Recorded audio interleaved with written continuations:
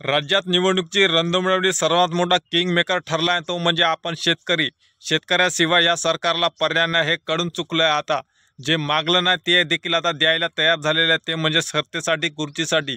शेतकरी हा कसा निर्णायक ठरणार आहे आणि शेतकऱ्यावर येणाऱ्या काळामध्ये शेतकऱ्यांच्या घामाचे दाम हे मागायची आता वेळ येणार नाही हे देखील आता सरकारला कळून चुकलं आहे। आता समस्त शेतकरी वर्ग हा किंग मेकर या निवडणुकीमध्ये ठरणार आहे। आजपर्यंत सोयाबीनसाठी भाव मागत फिरणाऱ्या शेतकऱ्यांना आता चालून तिकडे केंद्र सरकारने आता निर्णायक म्हणजे निर्णय देखील जाहीर केलेला आहे। आजपर्यंत ओलाव्याची अट ही लागली केली होती, पण त्या ओलाव्याची अट देखील आता 12% थेट शिवराज सिंग चौहान केंद्रीय कृषी मंत्री यांनी 15% ओलाव्याची अट ही लादलेली आहे। तर हे कशामुळे? फक्त निवडणुकीमुळे, सत्तेमुळे, सत्तेतल्या खुर्चीमुळे, पदामुळे हे सर्व घडत आहे। आता येणाऱ्या काळामध्ये सोयाबीनचे भाव आता निवडणुकीमध्ये पडू नये, पण निवडणुकीनंतर आम्ही 6,000 देऊ, निवडणुकीच्या नंतर विरोधक मध्ये 7,000 देऊ, हे कुठंतरी सत्तेच्या खुर्ची हलताना दिसताय। म्हणून हे सर्व निर्णायक शेतकऱ्यांच्या बाजूने आता निर्णय व्हायला सुरू झाले। आता कर्जमाफी मुद्दा देखील ऐरणीवर आला आहे। येणाऱ्या काळामध्ये आता सोयाबीन उत्पादक शेतकऱ्यांना 7,000 रुपये प्रति क्विंटल महाविकास आघाडी देणार आहे, तर महायुती सरकार 6,000 रुपयेचा भाव हे आधारभूत किमतीनुसार त्यांना लागू केल्याचे देखील त्यांनी आपल्या जाहीरनाम्यामध्ये नमूद केलेले आहे। आता जे काय 12%ची अट होती ओलाव्याची, ते 12%वरून थेट 3% वाढून 15%चा ओलावा केला। एकाही शेतकऱ्यांना आता मागणी केली नाही, पण निवडणूक असल्यामुळे यांच्या खुर्च्या हालते की काय, सत्ता जाते की काय, या संपूर्ण याच्यामध्ये यांनी शेतकऱ्याला किंग मेकर ठरलं। शेतकरी जर लोकसभेमध्ये जसा दणका दिला या सरकारला, तसा जर दणका दिला तर हे सरकार पूर्ण ढेसाळू शकते। त्यामुळे जर हे सरकार पडलं तर येणाऱ्या काळामध्ये सरकारनं मागलेल्या तोंडातला भाव या येणाऱ्या कोणतंही सरकार असो, खुर्चीवर कोणतेही नेता मंत्री पदासाठी बसलेला, त्यांना शेतकऱ्यांना घामाचे दाम देण्यासाठी ते आता कटिबद्ध असणार आहे। कारण त्यांना द्यावाच लागेल, कारण शेतकऱ्याच्या घामाचे दाम दिले नाही तर आपली खुर्ची हलवू शकते, हे देखील त्यांनाच आता माहिती झालेले आहे लोकसभेच्या निवडणुकीनुसार।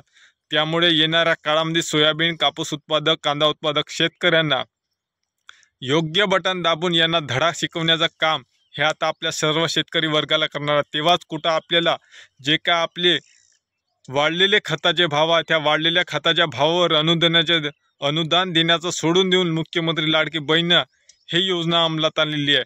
त्या योजनेमध्ये आता किती कोटी गुंततात हे यायचं माहीत, किती कर्जाचा बोजा उरावर घेतात सरकार, पण ते काय महिन्याकाठी 2100 रुपये देतात आणि पंतप्रधान PM किसान योजनेचे नमो सन्मान निधीचे जे पैसे देतात, त्या योजनेमध्ये वर्षाकाठी एक शेतकरी ₹1,00,000 खत घेतो। ₹1,00,000 खत घेतल्यावर 18% GST भरते। सामान्य शेतकरी 18% GST सरकारला दिल्यानंतर त्या 18,000तून वर्षाकाठी 12,000 PM किसानाने नमो शेतकरी योजनेचे 12,000 रुपये शेतकऱ्यांच्या खात्यात येतात। 6,000 रुपये शेतकऱ्यांचेच त्या GSTच्या मार्फत या सरकारकडे आहे थकीत।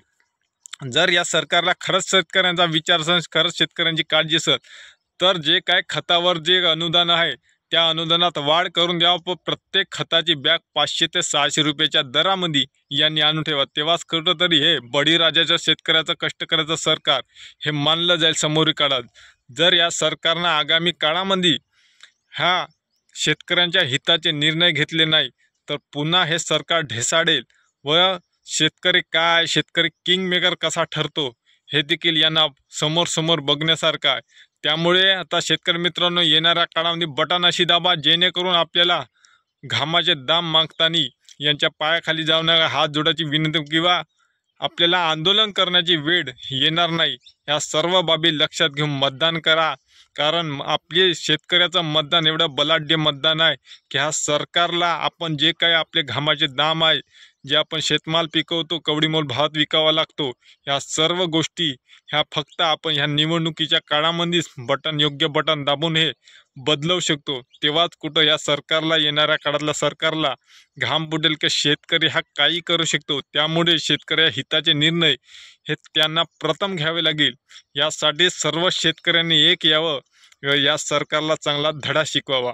मित्रांनो, व्हिडिओ आवडला असेल लाईक करा, शेअर करा, सबस्क्राईब करायला विसरू नका। धन्यवाद।